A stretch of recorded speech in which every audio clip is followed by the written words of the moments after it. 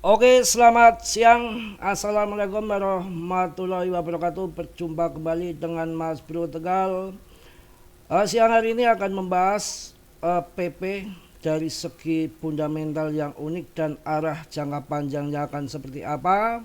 Dan kemudian arah XPL itu akan kemana, akan saya babat tuntas di sini untuk menambah wawasan kalian. Tapi tentunya Dior riset sendiri dalam dunia kripto selalu saya ingatkan berisiko tinggi dan Mas Bro tidak bertanggung jawab atas kerugian kalian, semua ditanggung penumpang alias ditanggung masing-masing. Oke, langsung saya bahas PP dulu. Mas Bro pernah membaca artikel yang sangat menarik dari luar, yang mana PP itu dinarasikan akan mengulang sejarah BTC. Tapi kalian Dior ya, jangan salah terka, persepsi jangan. Bukan berarti harganya sama dengan BTC. Oh no, bukan. Karena beda pasokan ya, beda harga pula. Yang dimaksud di sini mengulang sejarah Bitcoin, cuannya, keuntungannya ke depan, marginnya. Bukankah kita tahu dulu BTC harganya 1 rupiah pun nggak ada, baru-baru 1000, 0, sekian-sekian. Dan nggak laku, dibagi-bagikan aja dulu. Ada terjadi sampai sekarang diperingati kalau nggak salah ya, kalau nggak salah itu bulan Mei, hari Pizza Day.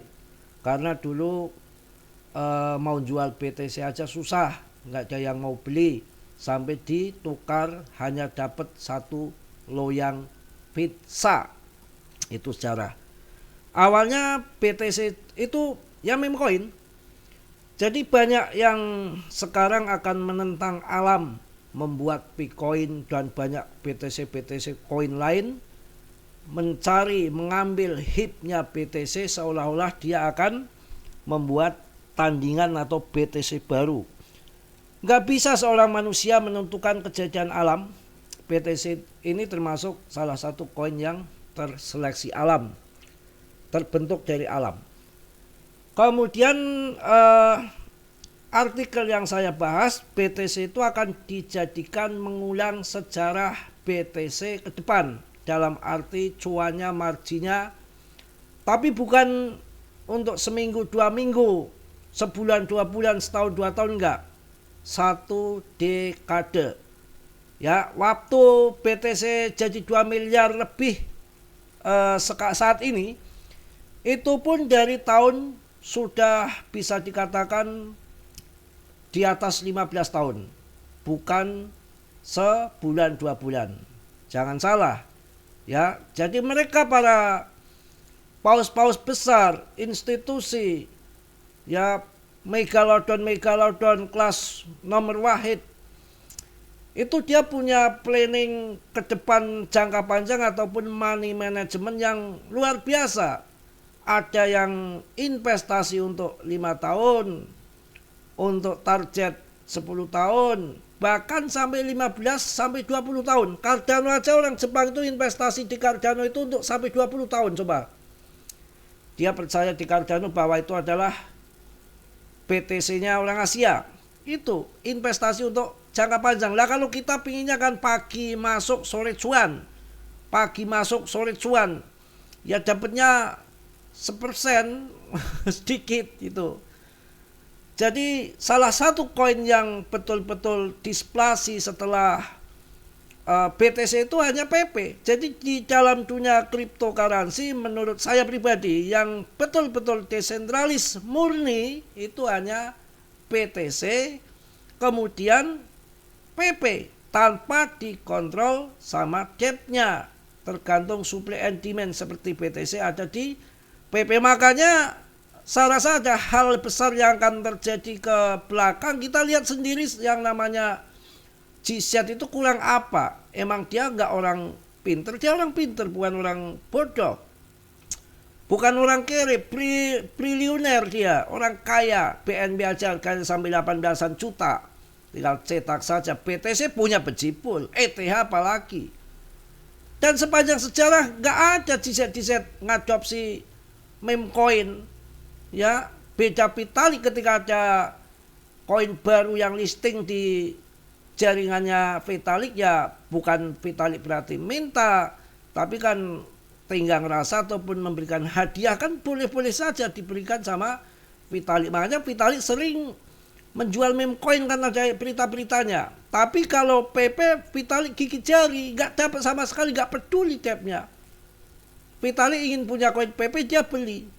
Ya ini menarik di belakang nanti ke depan, saya rasa sampai Gset aja adopsi PP yang bukan ada di jaringannya. Ada apa? Beda Gset kalau mau meme coin, aduh, Masya Allah.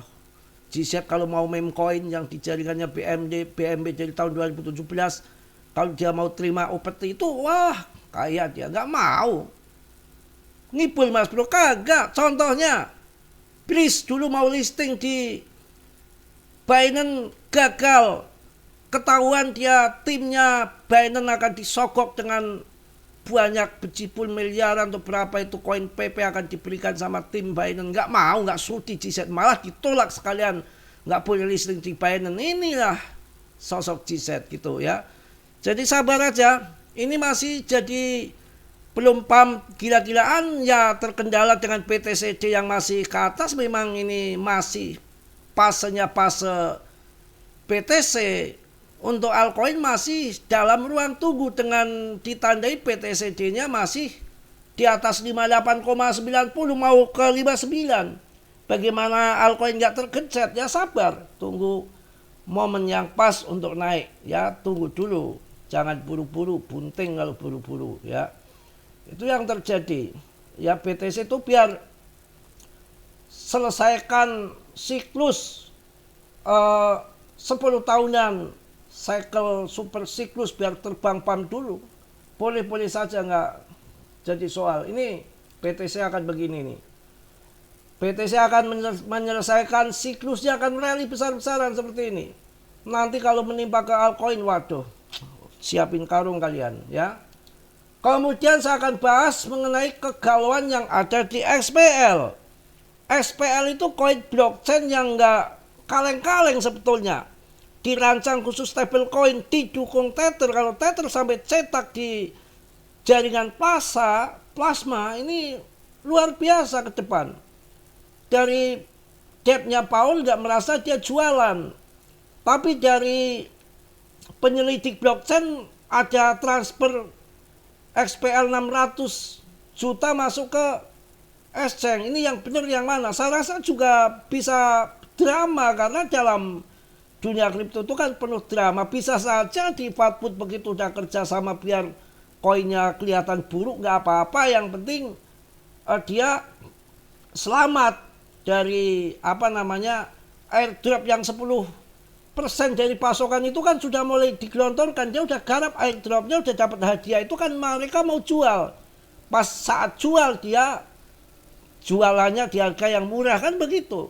Penuh drama, penuh tragedi. Barangkali nanti setelah airdrop selesai, terjual semua di harga murah, dengan didamnya XPL turun, kemudian dipam kembali, bisa saja. Mas Bro nggak peduli, malah saya tambah muatan lagi untuk XPL ini.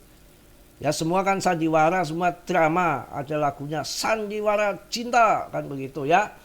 Ya kita lihat saja nanti, yang penting kita game masuk di awal, kita menyaksikan mainnetnya, dan banyak dukungan-dukungan. Dan saya merasakan sendiri transfer dari Bitem Exchange Indo ke luar sana memang gratis. Coba lihat pakai jaringan Polygon, Tron, apalagi ETH dengan gas fee yang tinggi ya. Ini saingannya banyak, sangat menarik. Kalau ini berhasil mampu menepi semua saingan-saingan, bahkan termasuk banyak koin-koin yang terancam seperti Tron juga nanti bisa tergoncang kalau ini blockchain ini berhasil berjalan mulus ke depan. Bahkan banyak yang memperkirakan akan masuk top CMC 10. Makanya yang penting ya $100-200 di hold saja. Kalau nanti menjadi top CMC 10 harganya ratusan ribu, kita udah kaya raya. Kalaupun jatuh di longsor kita nggak peduli setan, karena uang kecil nggak mungkin kita carry kan, masih bisa cuan di koin PP yang the next BTC. Gitu aja, santai, slow. Plasma XPL, revolusi pembayaran stablecoin yang tak terbendung. Aduh, piye? Kita pelajari di sini. Plasma blockchain layer 1 yang berfokus pada stablecoin telah membuat gebrakan signifikan di dunia keuangan digital. Dengan likuiditas stablecoin sebesar 2 miliar dolar pada hari pertama dan valuasi yang melonjak 17 kali dari harga ICO, Plasma menjanjikan akses mudah ke dolar digital di seluruh dunia. Mari kita telusuri lebih dalam mengenai arsitektur dan ambisi di balik proyek yang berpotensi mengubah peta keuangan global. Wah, bisa jadiin SRP Chainlink ini. Apa itu Plasma? Plasma adalah blockchain layer 1 yang dirancang khusus untuk memaksimalkan pembayaran stablecoin dibandingkan dengan blockchain serbaguna lainnya. Plasma mengoptimalkan infrastrukturnya untuk mengadopsi stablecoin, menghilangkan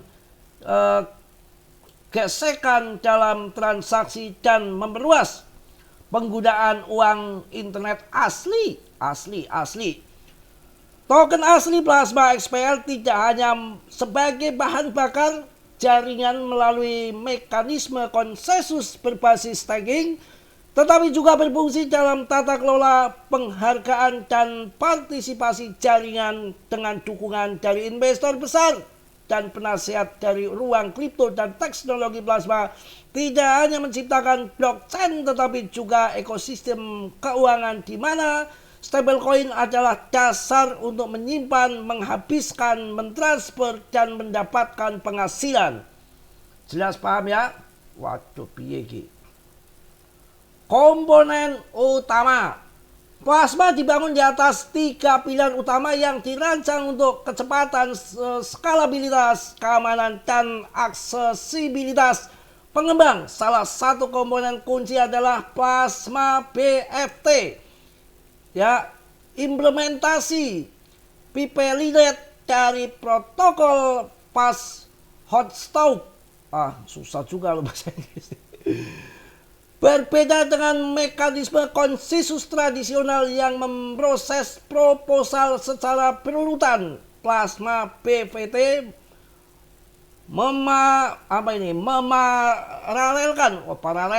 memaralelkan tahapan proposal, pemungutan suara, dan komitmen.